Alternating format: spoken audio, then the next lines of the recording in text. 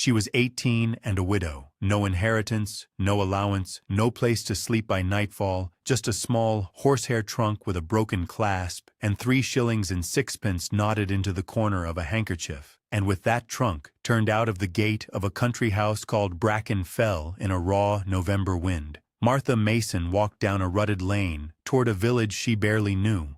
But what nobody in that house understood, not the mother-in-law who had counted the silver before the funeral wreath was cold, not the brother-in-law who had signed the notice, was that folded into the lining of that trunk was a single sheet of paper that would undo them entirely. Settle in with us, and if you'd like more stories like this one, subscribe and let us know in the comments where in the world you're watching from tonight. Martha had not been born to any of it, not to the gray stone of Bracken Fell, not to the wide hall with its cracked flags and the smell of damp wool, not to a name written on any deed. She had been born 18 years earlier in a weaver's cottage on the edge of a Yorkshire market town, the second daughter of a father who mended looms for the mill, and a mother who took in fine sewing for the doctor's wife.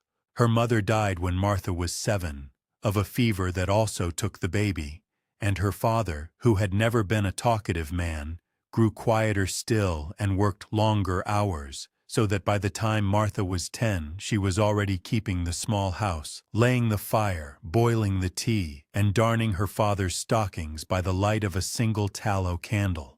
She was quick with her hands and quicker with her eyes, and she noticed things, the way a hem should be turned, the way a pot should be tinned, the way a good loaf of bread felt in the palm before it was cut. She did not cry easily, and she did not speak unless she had something to say, and this steadiness of hers, which some people mistook for coldness, was in fact the shape her grief had taken when there was no one left to hold it for her. When she was 12, her father sent her into service at the vicarage 2 villages over, and it was there, in a scullery that smelled of black lead and vinegar, that she met the woman who would teach her everything she came to know. Mrs. Ada Whistler was the vicarage housekeeper, 61 years old, a widow twice over, with hands like old kid gloves and a way of standing very still before she moved, as though the room itself had to be listened to first. Mrs. Whistler had no children of her own who had lived, and she had watched Martha for a full month without seeming to, before she began to speak to her directly, and when she did speak, it was to teach how to keep accounts in a plain ledger, how to salt down beef for the winter, how to press linen so the seams lay flat, how to read the price of a bolt of cloth and know if the draper was cheating you, how to write a plain hand, and how to answer a solicitor's letter without losing your temper on the page. She taught Martha to read the newspaper aloud in the evenings, and she taught her that a woman with a skill in her hands and a signature in her name was never entirely at the mercy of anyone. She was not a warm woman by the ordinary measure. She rarely embraced Martha, and she never called her by any endearment, but on the girl's 15th birthday she pressed into her hand a small brass thimble, worn smooth on one side, and said only, "It was my mother's, mind you keep it." And Martha kept it, in a scrap of blue silk in the corner of her trunk, and would keep it through every reversal that followed. She had come to know Thomas Mason, who was 3 years older than she was, and the second son of a middling family with a house at Bracken Fell, when he came to the vicarage on parish business one summer morning, and asked her quite plainly if she would sit with him under the yew tree in the churchyard and share his bread and cheese. He was not handsome in the way village girls talked of, but he was gentle, and he had a slow, careful way of speaking that reminded her a little of Mrs. Whistler, and he had listened to her, really listened, with his whole face, when she told him about her mother and the fever and the loom. They were married in the spring of her 17th year in a small church, with only Mrs. Whistler and Thomas's aunt as witnesses, because Thomas's mother had refused to attend a wedding to a weaver's daughter, and his elder brother had sent word that he would not be present either. Thomas had smiled at that, and had squeezed Martha's hand under the pew, and had told her afterwards, as they walked back through the long grass, that a house was made by the 2 people inside it, and not by anyone who chose to stand outside its door. He took her home to Bracken Fell, which was neglected and cold and full of his mother's silences, and for 11 months he did his best to make a room in that house where Martha might be safe. And then, in the middle of an October night, without warning and without pain that anyone could name, He died in his sleep of a weakness in his heart that no doctor had ever mentioned. He was 21 years old. Martha was 18. And when she washed his face for the last time in the gray light before the household woke, she did not know that he had, on some quiet afternoon she could not now recall, slipped into the lining of her horsehair trunk a folded paper that bore his name and hers, and the seal of a country solicitor, and the small, careful evidence of a future he had feared he might not live to give her in person. The funeral was on a Tuesday, and the notice came on the Friday. It was not shouted, and there was no scene at the door. Mrs. Mason simply sent the parlor-maid up to Martha's room after breakfast with a folded slip of paper on a small pewter tray, as though it were a card left by a visitor, and Martha, who had been sitting by the cold grate with Thomas's second-best waistcoat across her knees, took the paper and read it standing. It was written in her brother-in-law's hand, on a half-sheet torn from a household account book, and it said in 6 lines that the widow of Thomas Mason had no claim upon the property, income, or furnishings of Bracken Fell, that as she had brought nothing to the marriage, she would take nothing from it, that a bed would be made up for her that night in the small back room for the sake of decency, and that the trap would be at the gate at 7 the following morning to convey her as far as the crossroads, from which she might make her own arrangements. It was signed with his initials only. There was no seal and no offer of address for further correspondence, and no mention of Thomas by name. Martha read it twice, and then she folded it in half along the line already there, and she put it in the pocket of her black stuff dress, and she thanked the parlor-maid, who would not meet her eyes, and she asked for a jug of hot water to be sent up. She did not go down for dinner. She did not go down for supper. She sat on the edge of the narrow bed in the small back room, to which her horsehair trunk had already been carried without her being asked, and she took an inventory in her head the way Mrs. Whistler had taught her to take an inventory of a pantry, 3 shillings and 6 knotted into a corner of her mother's handkerchief, 1 black stuff dress on her back and 1 gray wool dress folded in the trunk, 2 linen shifts, 3 pairs of stockings darned at the heel, a pair of ankle boots with the left sole beginning to lift, a shawl of gray worsted, a bonnet of black straw, a comb, a wooden hairbrush, a cake of yellow soap wrapped in paper, and the brass thimble in its scrap of blue silk. She thought of Thomas's watch, which had been taken from the drawer of the writing desk on the morning after his death, and she did not ask where it had gone, because she already knew. In the gray before dawn, she dressed, and she pinned her hair, and she carried the trunk down the back stairs herself, because no one had been sent to help her. The kitchen was empty except for the cook, who was banking the fire, and the cook, who was a stout woman of 50, called Mrs. Truss, and who had liked Thomas, pressed into Martha's hand a paper twist of bread and cheese and a hard-boiled egg, and would not look at her while she did it. Martha said, "Thank you," very softly. The trap was at the gate, as promised, with the yard boy holding the pony's head, and Mrs. Mason did not come out, and the elder brother did not come out, and no one waved from any window. The boy lifted the trunk into the back, and Martha climbed up beside him, and the pony started forward without being clicked at, and Bracken Fell, with its dark slate roof and its leaded windows, blank as pond ice, fell behind her in the November mist. She did not look back. She had already looked, for 11 months, at everything in that house that was worth remembering, and she had it all inside her head. The trap set her down at the crossroads a little after 8, and the boy, who was perhaps 14 and thin about the wrists, muttered something that might have been sorry. "Missus," and turned the pony and was gone before she could think of anything to answer. The wind was up. It came across the fallow field to the east and pushed her skirts against her legs and stung her cheeks red. She lifted the trunk by its worn leather strap. The clasp had gone the previous winter and had never been mended, and she balanced it on her right hip and began to walk. The village she meant to reach was called Ridley Bank, and it lay, by the finger post at the crossroads, 3½ miles to the south, along a rutted lane that ran between 2 low stone walls and a ragged hedgerow of blackthorn and hazel. The road was mud to the ankle in places where the cart tracks had filled with the previous week's rain, and Martha walked on the grassy verge where she could, and on the crown of the road where she could not. and she stopped every few hundred yards to change the trunk from her right hip to her left.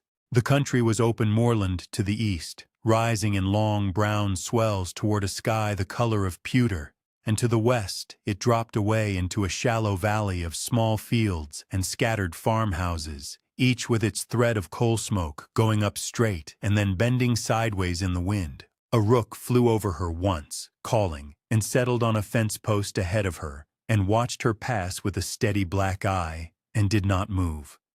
She passed a shepherd in a smock and gaiters driving a small flock along a sidetrack, and he touched his cap to her without stopping, and she nodded back, and neither of them spoke.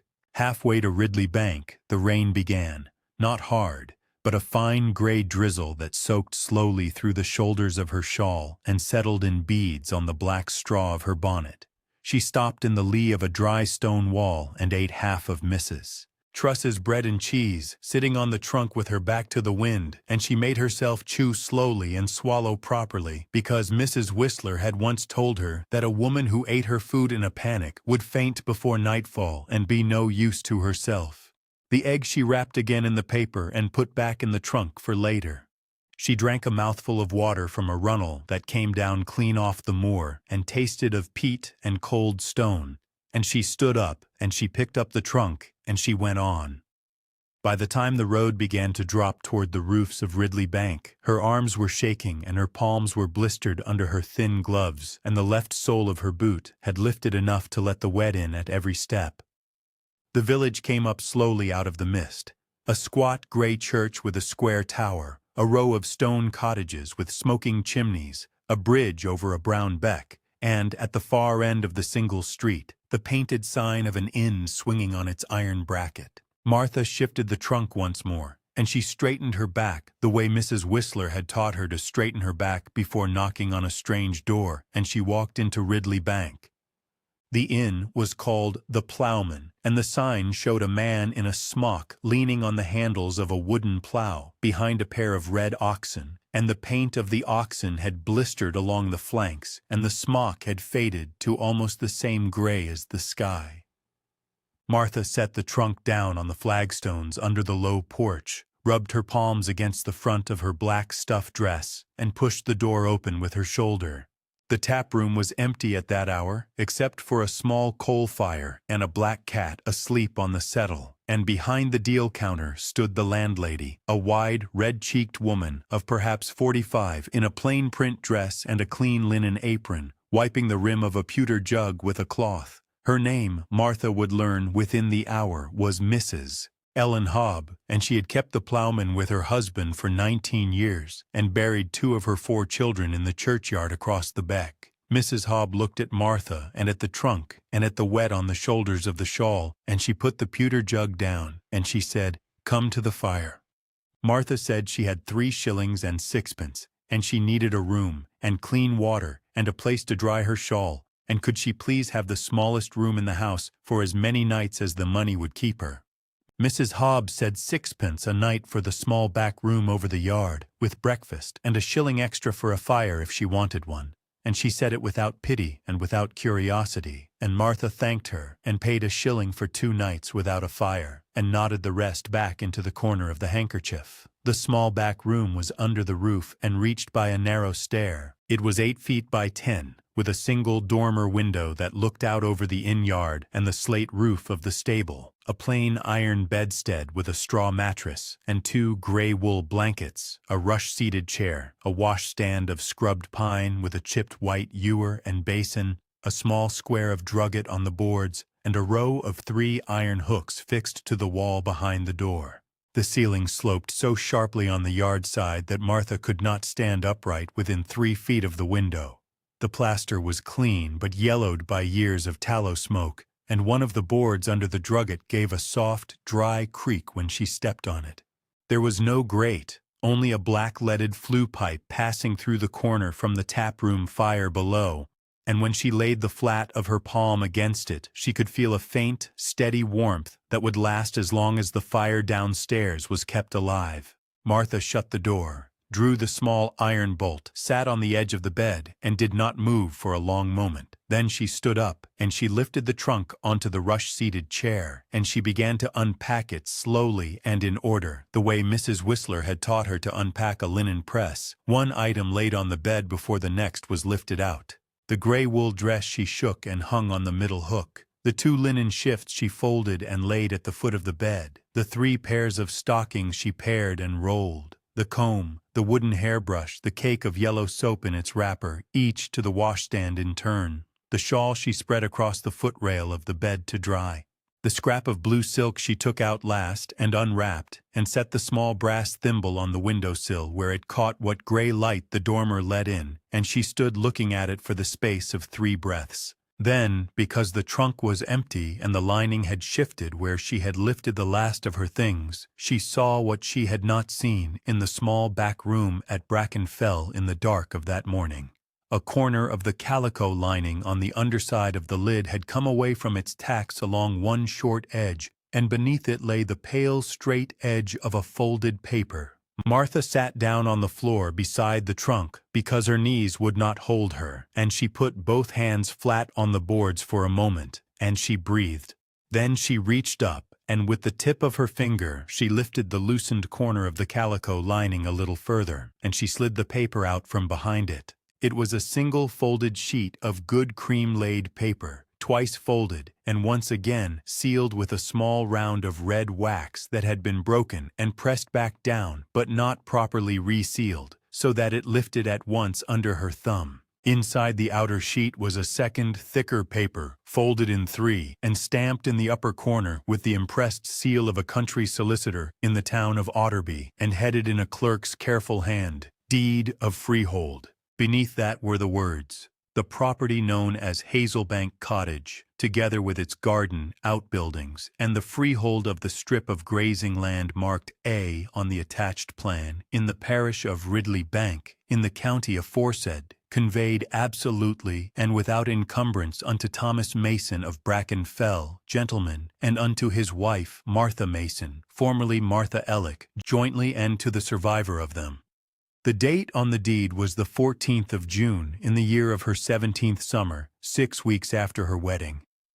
It bore Thomas's signature in the same careful hand she had known from the flyleaf of her prayer book, and beneath it the signatures of 2 witnesses she did not know, and the solicitor's own name, Mr. Josiah Pruitt, of Pruitt and Son, Otterby, and the seal in red wax pressed clean and unbroken at the foot of the page.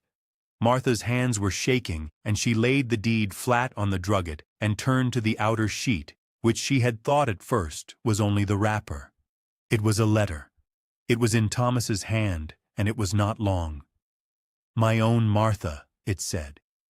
"If you are reading this, it is because I have not lived to put it into your hand myself, and I am more sorry for that than for anything else. I bought this small place with money my grandfather left to me, and that my mother does not know of, because I saw very early how it would be at Brackenfell after we married, and I wanted somewhere in the world that was ours and that they could not touch. It is only a cottage and half an acre and a strip of grazing, and the roof wants attention on the north side, and the garden has been let go for a season or 2. But it is freehold and clear, and it is yours by the deed as much as it was ever mine. Mr. Pruitt at Otterby has the counterpart, and will know you by this paper, and by the brass thimble Mrs. Whistler gave you, which I told him of, because I could think of nothing in the world more truly yours. Go to him. Do not argue with my mother or my brother. They have no standing in this, and the law will tell them so. Be well, and be warm, and forgive me for the manner of my leaving. Your husband, Thomas." Martha read the letter through once, and then she read it through again, and then she folded it very carefully along its existing folds, and laid it beside the deed on the drugget, and she picked up the small brass thimble from the windowsill, and closed her fingers around it, and for the first time since the October morning she had washed Thomas's face, she wept, quietly, without sound, sitting on the floor of a rented room over an inn-yard in a village she had walked 3.5 miles to reach. In the morning, Martha rose before the light, washed her face at the chipped white basin, pinned her hair, and went down to the tap room with the deed and the letter buttoned inside the bodice of her black stuff dress, pressed flat against her ribs, where she could feel the paper move with her breathing. Mrs. Hobb was already at the fire, raking the coal awake. Martha asked whether there was a carrier that went as far as Otterby, and Mrs. Hobb, without looking up from the grate, said that Mr. Ned Askew went in on a Wednesday and a Saturday with the parcel wagon, and would take a passenger for 4 pence each way, and today being Wednesday he would be through the village by 9. Martha thanked her, ate the breakfast she had already paid for, thick bread, a scrape of butter, and a cup of black tea, and stood at the porch with her trunk at her feet until the wagon rolled up.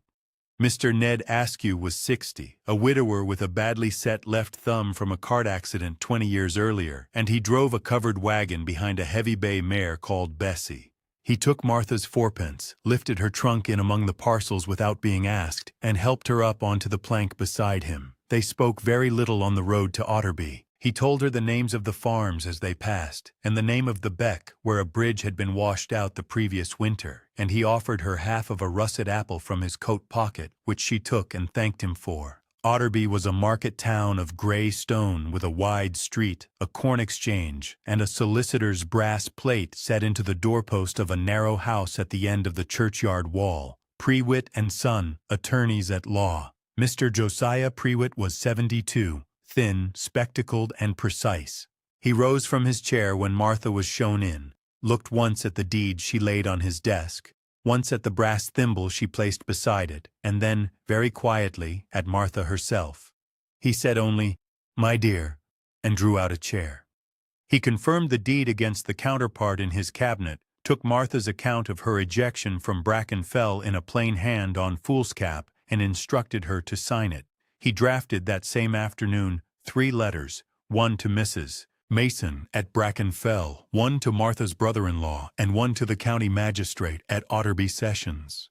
The letters set out, in language of great flatness and no feeling, that Mrs. Martha Mason was sole surviving owner in freehold of Hazelbank Cottage and the strip of grazing land in the parish of Ridley Bank, that any goods, linen, or personal effects belonging to her and remaining at Brackenfell were to be delivered to Prewitt and Son within 14 days, and that any interference with her occupation of Hazelbank Cottage would be answered at law. Mr. Prewitt signed them, sealed them with red wax, and put them into the evening post before Martha had finished her cup of tea. He also gave her, from a small locked drawer, a leather pouch containing 7 pounds and 4 shillings, which he said Thomas had deposited with him against the day it might be needed, together with a receipt for Martha to sign. She signed it with a hand that did not shake, put the pouch into the trunk under the folded shift, and thanked him. Mr. Prewitt saw her to the door and told her that Hazelbank Cottage lay half a mile north of Ridley Bank, along the Beck Path, that the key was held at the smithy in the village against her calling, and that he would ride out in a fortnight to see how she did.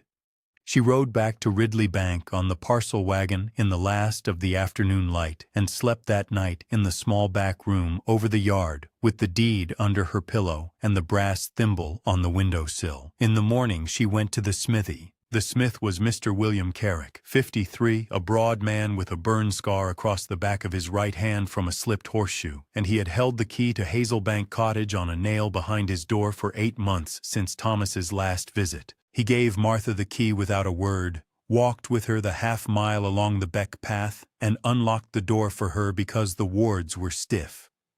Hazelbank Cottage was a low 2-roomed stone building with a slate roof, a lean-to at the back, a small barn, and a garden of half an acre gone to nettle and dock. The roof on the north side had 2 courses of slate slipped and 1 rafter showing damp. The front door was oak, banded with iron, and hung true. Inside, there was a flagged floor, a wide-open hearth with a crane and a kettle hook, a deal table, 2 chairs, a settle, a corner cupboard, and, in the smaller room, a rope bedstead with no mattress. The windows were leaded, whole, and grimed to a soft gray. Mr. Carrick walked once around the outside of the cottage, prodded the slipped slates on the north side with the handle of his hammer, said, "Wants a day's work, that," and went back to his forge without asking anything of her. By the end of the first week, others had come, one by one, without being sent for. Mrs. Hobb walked out from the Plowman on the Thursday afternoon with a covered basket containing a loaf, half a pound of butter wrapped in a dock leaf, a screw of tea, and a small crock of dripping, and she stayed an hour to help Martha scrub the flagged floor with sand and yellow soap. Mrs. Truss, the cook from Bracken Fell, sent word through the carrier that Martha's gray wool cloak, her mother's Bible, and a small copper pan had been retrieved from the backstairs cupboard and forwarded by Prewitt and Son. The parcel arrived on the Saturday wagon, and Martha wept over the Bible for a quarter of an hour before setting it on the corner cupboard shelf. Mr. Carrick came back on the Monday with a lad of 16 from the farm above whose name was Peter Ainsley, and between them they set a ladder against the north wall, drew the slipped slates down, replaced them with fresh ones from a small stack behind the smithy, and refixed a rafter end with an iron strap. Martha paid Mr. Carrick 2 shillings and Peter Ainsley 6 pence, and Mr. Carrick took the money because to refuse it, he said, would be to insult a woman who kept her own accounts. The vicar of Ridley Bank was the Reverend Mr. Bertram Halloway, 58, thin and short-sighted, a widower with grown daughters in York. He walked out on the Friday, entered by the yard gate, and asked whether Martha would be at the church on Sunday. She said she would. He did not stay for tea.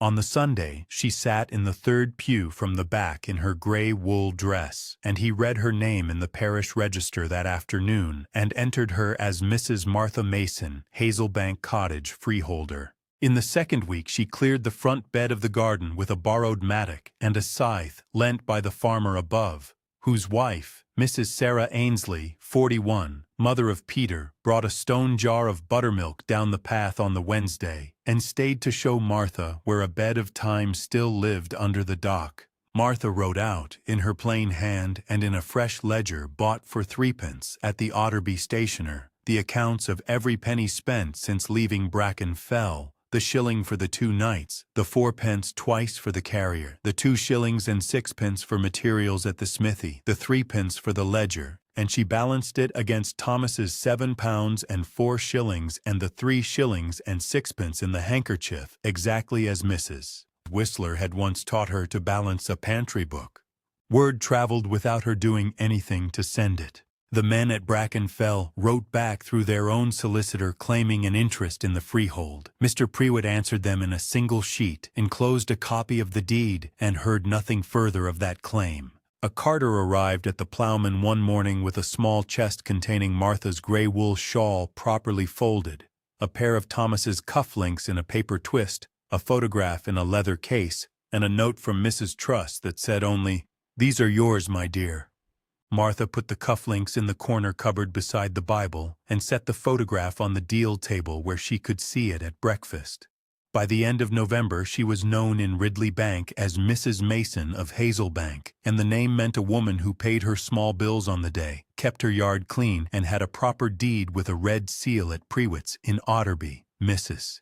Hobb sent Martha 2 hens and a young cockerel on the 1st of December in payment for 4 afternoons of Martha's help, copying out the Plowman's accounts into a new ledger, because Mrs. Hobb's own handwriting had grown difficult with age and her husband could not write at all. The hens went into the small barn on fresh straw laid down by Peter Ainsley, and the first egg was found on the 7th of December and eaten at Martha's own hearth with a slice of Mrs. Hobb's bread. A rhythm formed. On Mondays, Martha went into the village with a covered basket and bought what she could not grow. On Wednesdays she rode with Mr. Askew into Otterby if she had business at Prewitt's or a letter to post. On the Wednesdays she did not go. She sat at the deal table with the ledger and Thomas's letter, and wrote replies to Mrs. Whistler at the vicarage, who had heard the news through the post and had answered by return with a plain letter enclosing a small square of pressed lavender. Mrs. Whistler wrote that she had always known Martha would keep her own house, and that she meant to come, if her legs would carry her, in the spring. Martha wrote back that a bed would be aired for her from the day the primroses opened. On Sundays, Martha walked the half-mile to the church, sat in the third pew, and afterwards drank a cup of tea in Mrs. Hobbs' kitchen with Mrs. Sarah Ainsley and a woman called Miss Prudence Fell, 48, the postmistress, who had been suspicious of Martha for a fortnight and had then, without saying so, decided otherwise. On Thursdays, Martha kept a small school at Hazelbank for 3 of the village children whose mothers could spare them for an hour: Peter Ainsley's little sister Annie, and 2 boys from the cottages down the beck, teaching them their letters from the vicar's spare primer and a shilling's worth of slate pencils. For this she was paid in eggs, a jar of honey now and then, and once, from Miss Fell, a length of good print cotton for a new apron. The cottage, over the winter, ceased to be the burden that had been thrust upon her and became the place where she lived. The flagged floor took a polish. The leaded windows, cleaned with vinegar and rag, let in a milder honey-colored light. The corner cupboard held her mother's Bible, the leather photograph case, Thomas's cufflinks, a small stack of Mr. Prewitt's letters tied with tape, and the deed itself, folded once more in its cream-laid paper. On the windowsill above the deal table sat the brass thimble in its scrap of blue silk, where it caught the first sun of the morning.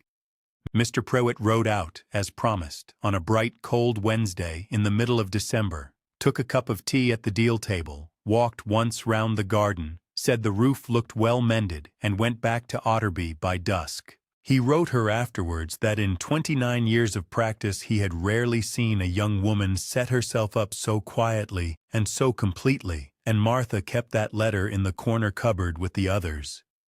On a still evening in late January, with a thin snow settled on the slates of Hazelbank Cottage, and a low fire burning in the wide hearth, Martha sat at the deal table with the ledger open before her and a cup of black tea cooling at her elbow, and she took each of her small treasures from the corner cupboard in turn and laid them out along the scrubbed pine as Mrs. Whistler had once laid out the linen for a full inventory on the first Monday of every quarter. She set down her mother's Bible with its worn calf spine, the leather photograph case with Thomas's face inside it, thin and young and half smiling as she had never quite seen him in life, the small paper twist of cufflinks, the tied bundle of Mr. Prewitt's letters, and last of all, the deed in its cream-laid paper. From the windowsill, she took the brass thimble in its scrap of blue silk and set it beside the deed, and for a long moment she looked at those 2 objects side by side, a thimble from an old woman who had had no daughter, and a paper from a young man who had had no time, and she understood in a quiet way that both of them had loved her enough to leave behind, in their different plainnesses, a future she could stand on. She thought of Mrs. Mason at Bracken Fell counting the silver before the funeral wreath was cold, and of the elder brother who had signed a notice with only his initials, and she felt no anger toward them any longer, only the settled distance of a woman who no longer needed anything they might refuse to give. She thought of Mrs. Truss in the Bracken Fell kitchen, pressing bread and cheese and a hard-boiled egg into her hand without looking at her, and of Mrs. Hobbs setting down the pewter jug and telling her to come to the fire, and of Mr. Carrick prodding the slipped slates with his hammer handle, and of Mr. Askew handing her half a russet apple on the box of the parcel wagon, and she saw that a life could be rebuilt out of such small, unshowy kindnesses if a person had the patience to notice them. Martha Mason had been 18 and a widow, and turned out at the gate of Bracken Fell in a raw November wind, with 3 shillings and 6pence tied into the corner of a handkerchief and a small horsehair trunk with a broken clasp. In the lining of that trunk, her husband had hidden a folded paper, and with that paper she had walked into a solicitor's office in Otterby and quietly undone the people who had believed she would go hungry within a week. It was the best 3 shillings and 6pence she had ever carried, and Hazelbank Cottage, with its half-acre and its strip of grazing and its mended roof, was the best home she had ever known. If Martha's story moved you, take a moment now to subscribe and share it with someone who needs to hear that a quiet woman with a small trunk can still change the whole shape of her life.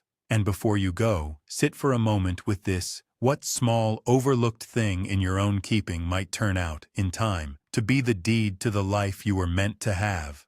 Tell us in the comments and let us know where you are watching from tonight.